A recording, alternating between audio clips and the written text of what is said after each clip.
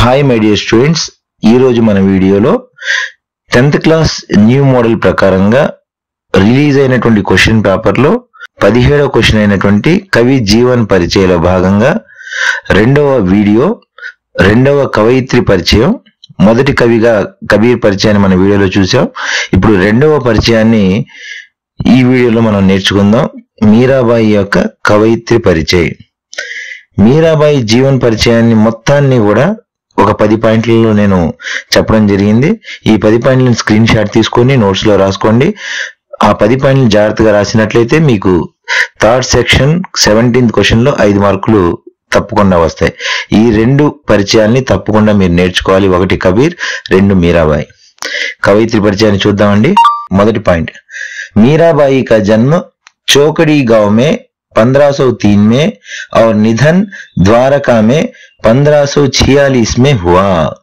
మీరాబాయి గారి జన్మ చౌకడి గావులో 1503లోను మరియు మృత్యువు ద్వారకాలో 1546లో జరిగింది.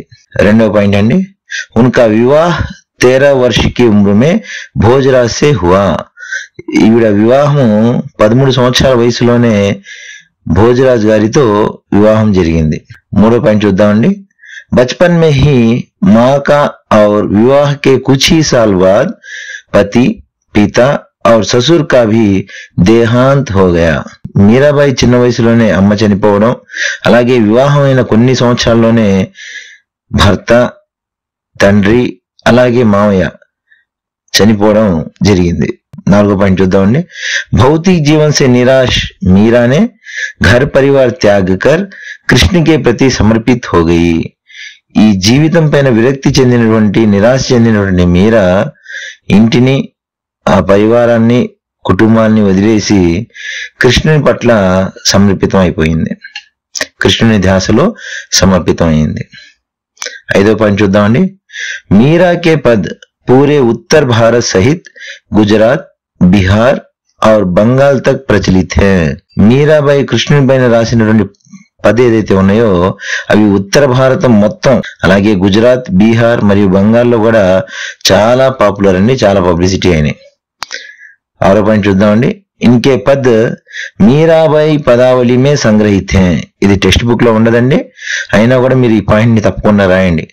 ఎందుకంటే మీరాబాయి రాసిన పద్దున్నాయో, ఆవిడ రాసిన రచనలు ఏవైతే ఉన్నాయో అవన్నీ కూడా మన మీరాబాయి పదావళిలో మనకు లభిస్తాయి. ఏడో పాయింట్ చూద్దామండి. మీరా हिंदी और गुजराती दोनों की कवयित्री मानी जाती हैं. మీరా హిందీ భాషకు సంబంధించి అలాగే గుజరాతీ భాషకు సంబంధించి కూడా కవయిత్రిగా పేరు పొందింది. ఎనిమిదో పాయింట్ చూద్దామండి. సంత రవిదాస్ కి శిష్య మీరా కి కుల్ 7-8 కృతియా హీ ఉపలబ్ధ హై.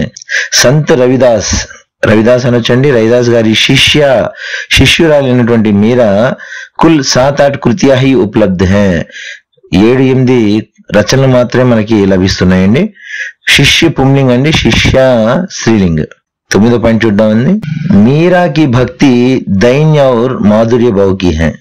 శ్రీకృష్ణుని పట్ల మీరా భక్తి ఎలాంటిదంటే దైన్య మరియు మాధుర్య భావం అండి. 10వ పాయింట్ చూద్దామండి. మీరా के पदों की भाषा में राजस्थानी, ब्रज और गुजराती का मिश्रण पाया जाता है. మీరా యొక్క పదాల భాషలో రాజస్థాన్ మరియు బ్రజ్ और గుజరాతీ మిశ్రణ అంటే కలయిక, ఆ కలయిక అంటే బ్రజ్ పదాలు, గుజరాతీ పదాలు, రాజస్థానీ పదాలు మనకు లభిస్తాయి. ఈ విధంగా మీరు గనక కవయిత్రి పరిచయాన్ని క్షుణ్ణంగా రాసుకొని నేర్చుకున్నట్లయితే 5 మార్కులు మనం 17వ ప్రశ్న థర్డ్ సెక్షన్ లో పొందవచ్చండి. ఈ వీడియో మీకు నచ్చిందని భావిస్తున్నాను.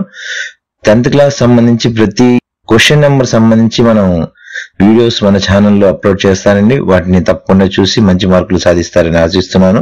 ఈ వీడియో మీకు నచ్చినట్లయితే లైక్ చేయండి, షేర్ చేయండి, సబ్స్క్రైబ్ చేయండి. ధన్యవాదాలు.